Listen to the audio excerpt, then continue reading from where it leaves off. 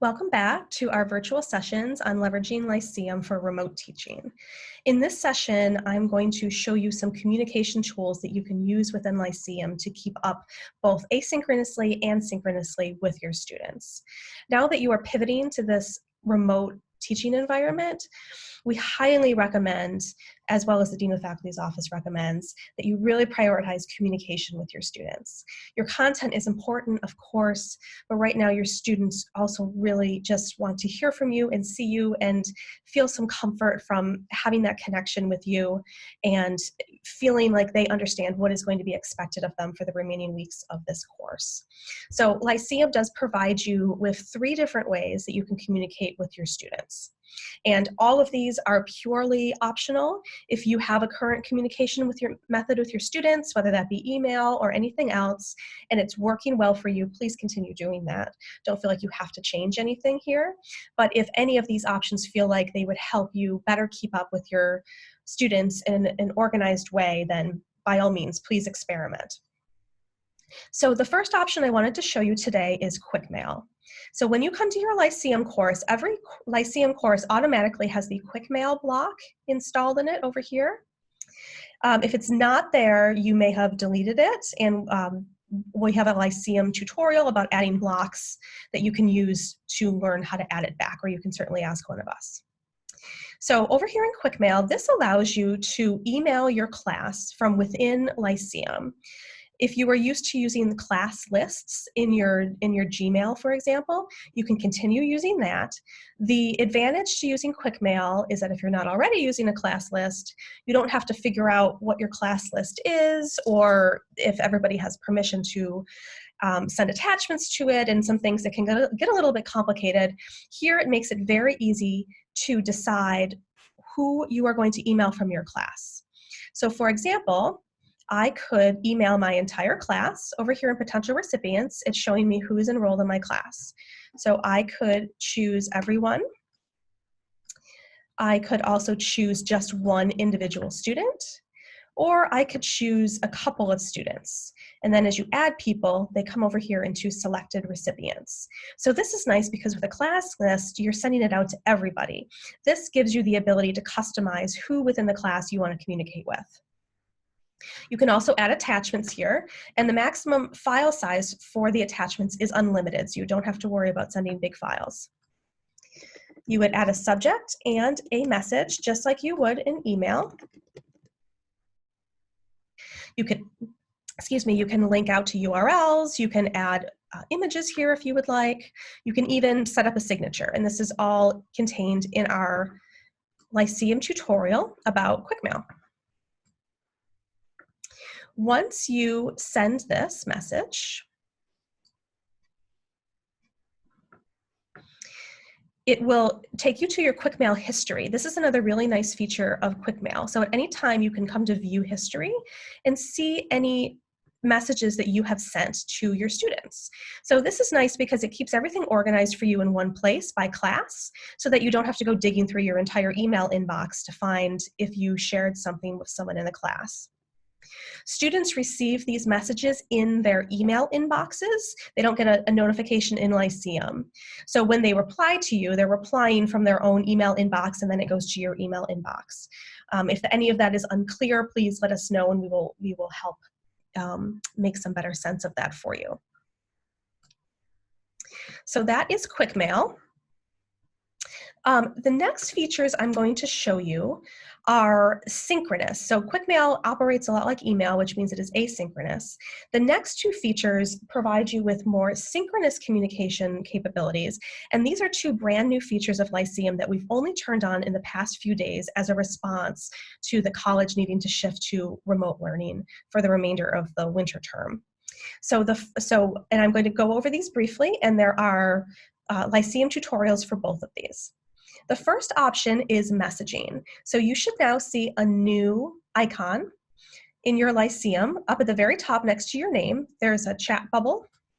If you click that, it brings you into the messaging environment. So this allows you to message with anyone who is enrolled in your course.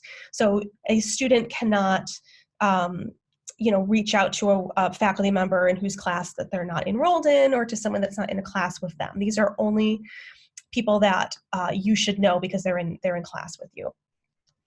So, for example, I am going to search for Michael Hanrahan, and when I find him, I can add him to my contacts list, which would send him a message asking if he would like to be connected with me, and he can reply yes or no. Once you have a connection with someone, for example, you can see I have a conversation going with Ashley Wilbur. You can have exchange back and forth messages with each other. If you've ever used an instant messaging client, such as Facebook Messenger or AOL Instant Messenger or GChat, this functions roughly the same, but it lives within Lyceum. So this is a way for you to exchange real-time messages. And if you are not on Lyceum, when somebody sends you a message, you receive an email in your inbox that gives you a notification that someone has messaged you. So you don't have to worry about, what if I miss a message because I'm not in Lyceum at the time. This may not be for everyone, and this is very much a new feature that we're trying out. So we welcome your feedback on this, if this is something that is really desirable and you enjoy using this, or whether it provides, maybe some potential issues with your, with your students. We also imagine that students themselves may want to use this with each other to communicate. So this is very much in a test phase right now. Please let us know your feedback. The second option is chat. So here I am in our Lyceum for Remote Teaching course. I'm going to turn editing on. And if I come to add an activity or resource, I can add a chat. So a chat is a chat room. If you are familiar with chat rooms, were really big in probably the 1990s, early 2000s, right? So this provides a way for you to have real-time discussion with your students or your students amongst themselves, text-based only. So you can only have text in here. You cannot have images, audio, or video. And when you create a chat room, it would look something like this. So for example, we imagine that faculty may want to consider using this for office hours. So here's a sample where we have an office hours chat room. So the chat has a descriptor in it that says that office hours will take place every day at 12 to 2 p.m. So what we recommend is that if you're going to use chat, you add the chat activity, and you are very clear about when students can expect that you, the instructor, will be in the chat room to reply to them. The chat room is open at all times, so students can go in there and talk amongst themselves if they would like, and then you just want to define when you are going to be in there to be able to respond to students.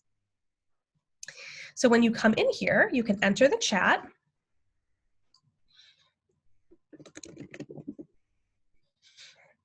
And then you can send messages using text in here. If there were other members of my course in here with me, they would be able to respond to me, and we could have a conversation here in real time. When you're done, you X out. And then one of the nicest features is that you can view past chat sessions. So for example, here are my chat sessions, and because I've been testing, these aren't very exciting, but this would allow students that were not able to be on live at the time that you were, let's say they live in a different time zone or they just weren't able to be online at that time, they can go back and review the transcript of what was said during that chat. So this is a really nice way to make information that may have been exchanged between you and one student or you and a small group of students, make it more accessible and equitably equally distributed amongst the rest of your class. So this is great from an equity perspective, from an inclusive perspective. So it's not unlike having office hours in your office, but this way it's much easier for you to make the content of what was discussed between you and the students available to the entire class to see. So that is using chat.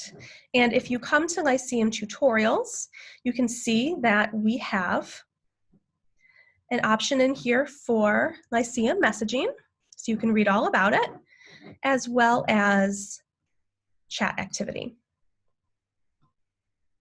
and that will walk you through very in depth how to use these.